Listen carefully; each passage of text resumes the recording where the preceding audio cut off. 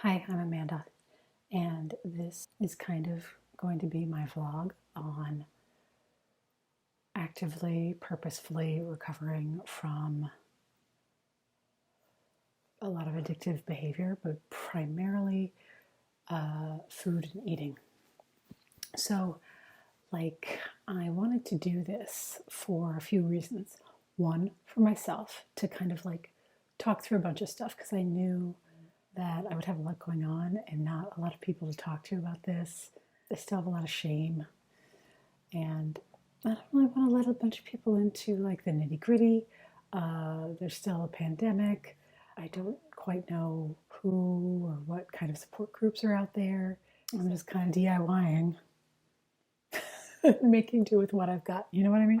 And what I've got is the ability to talk and communicate, and the ability to record, and the ability to connect to other people.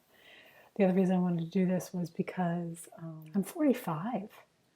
I am 45 years old, and when I look at YouTube or other social media platforms about people who are talking about their eating disorders or recovery from eating disorders, it's a lot of younger people, and it's a lot of people who, from what I found, had a problem with restrictive eating or some kind of variant of anorexia and trying to be thin or orthorexia, and I just couldn't connect with that because that's not what I'm dealing with.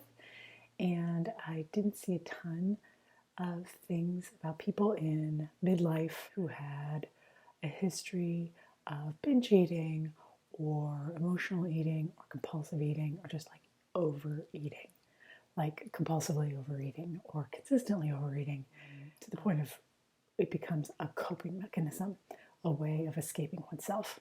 So I kind of wanted to just provide that which I wish I could find, which is a variety of different voices and experiences. Also, I wanted to talk about what I've learned so far in my life trying to address or recover or cope or deal with or make this problem go away, because I've done a lot of things. I was in a recovery center, I've gone to therapists, I've tried different diets to help me not overeat, which is hilarious. I've also tried a lot of eating styles. I was vegan for a really long time, vegetarian for a really long time. I did, a nutritarian and raw food diet and all kinds of things that, they say food is medicine. And I thought perhaps my overeating was I don't know, some way caused by a hormonal imbalance or nutritional deficiency or just eating too many processed foods. And what if I just, gave myself an influx of nutrients? One thing that I have firmly realized is that an eating disorder is not really about eating or food, just like any kind of addictive behavior. It follows the pattern of avoiding oneself. I found this really wonderful YouTube channel called The Binge Eating Therapist, and this wonderful woman, Sarah, talks about essentially binge eating recovery as highly personal and not necessarily something that can be effectively changed with a one-size-fits-all or cookie-cutter approach. I'm putting words in her mouth. She never said that. But one thing that she says in many, many of her videos is, that there's this opportunity for really looking within for the answer, for the insights, and that our insights are found where we are most afraid to go. So that's just been kind of rattling on in my head. Yesterday, I just had this moment where I was like, I have already made big, huge, positive changes in my life. Stark and amazing before and afters. My life no longer looks like it used to look because I really had a miraculous change, specifically with relationships and dating and men. Up until the age of 41, I just had this awful, dating was really hard, finding a guy was really hard. I thought I was, cursed forever. And in a very short amount of time, I changed the way I viewed myself and men, all men, and how I approached individual men to get to know them, to see them. And I healed my own fear of abandonment, intense feelings of rejection and inferiority and insecurity around men, and generally my fear of men. Yesterday I just had this moment where I was like, okay, if I've been able to do this with men, like I wrote it down. What were the main things that I did to change my approach to men? Because just like with food, I knew my problem with men wasn't men. It wasn't all men are terrible or men are dangerous. That was one of my big insights, which was like, oh, I had this erroneous thinking that was actually holding me back, that men were dangerous and I had to protect myself and I couldn't trust men. And it kept leading me to pushing away men and having very fraught, difficult relationships, and time again experiencing the same kind of patterns of like push, pull, rejection, heartbreak, heartache, or, I would reject men and make them feel like shit, or they would reject me and me feel like shit. And, I've got the same kind of pattern going on with food and eating, and trying to like fix this problem of disordered eating and turning to food to soothe or make myself feel better, or frankly, make myself feel worse a lot of the time. So yesterday I just kind of broke everything down of what I did in reorienting my approach and turning inward for insights and wisdom into like what my patterns were with men, and is this correct? And it was actually really helpful and useful. So I want to share with you some of the things that were parallel and that I was able to see about eating and how I was approaching food and how I was approaching my body and how I viewed myself, because I wasn't looking at it directly. I was instead breaking down kind of like, all right, how did I change this other thing that's unrelated, which was men, and so I looked through that lens and I realized that fundamentally I haven't been trusting myself to be able to handle and deal with my own ups and downs, and that I believed erroneously so strongly that I didn't have what it took to rely on myself or trust myself or have my own back or even like feel safe with me. It was such a I had such a fraught, and I still do have such a fraught relationship with myself.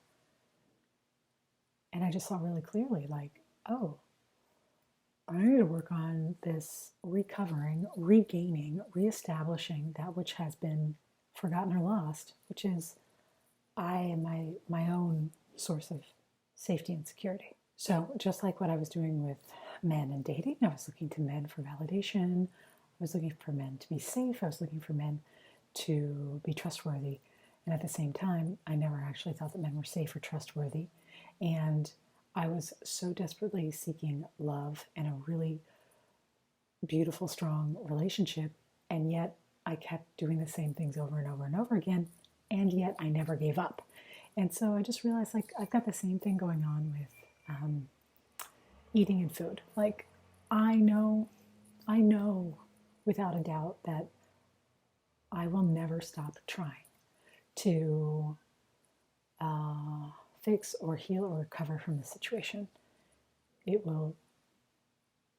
It's relentless. Like I will never stop.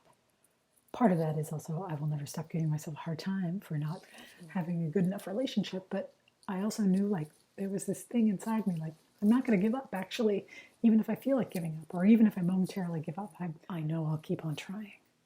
So it was like with that kind of confidence that yesterday I said to myself like, all right, I've done this once before by putting in a concerted effort, putting my attention on something for a short amount of time. I really looked at my patterns with men. I really looked at what kept happening and what were my underlying beliefs at the root of these patterns and behaviors. of the things that kept happening to myself. Like, what did I believe was true? And what is true objectively? I relentlessly studied and focused on dating and relationships and masculine and feminine energy. And I really worked on building up a sense of worth and trust in myself around men. Like, I've got this, I'm actually somebody really special, and I'm looking for somebody special. And I know objectively, like, if I meet somebody and it doesn't work out, it just didn't work out. And then I'm that much closer to finding somebody with whom it will work out. And I took the same approach, like, all right, I've really got to work on my trust in myself, how I fundamentally view my relationship with myself, and what do I really believe about myself, and what are my patterns around food, and what am I really telling myself about food and eating. One of the big things that I was telling myself is that I'm a total failure and I can't rely on myself. And yet I knew that I could, because I knew I wouldn't give up. I wouldn't give up trying to fix this. That actually kind of gave me a lot of like sweet confidence. Okay, I'm going to put in some concerted effort.